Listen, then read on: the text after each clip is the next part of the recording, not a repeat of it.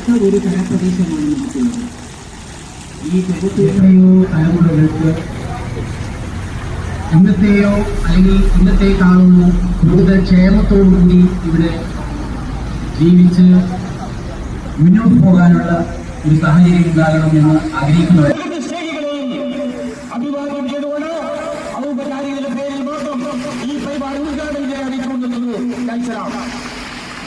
കവർന്നെടുക്കാനുള്ളതല്ല ഈ പ്രകൃതി സമ്പത്ത്, ഈ പ്രകൃതി, ഈ നാടിന്റെ സമ്പത്ത് അത് നാളേക്ക് കൈമാറാനുള്ളതാണ് എന്ന ബോധ്യം ഇല്ലാതെ പോയാൽ വരും തലമുറക്ക് ജീവിക്കാൻ കഴിയാത്ത ഒരു സാഹചര്യം ഉണ്ടാകും. അതുകൊണ്ട് പ്രതികരണങ്ങൾ വളർന്നു വരണം, ഇത്തരം സംഭവങ്ങളോട് പ്രതിഷേധങ്ങൾ വളർന്നു വരണം.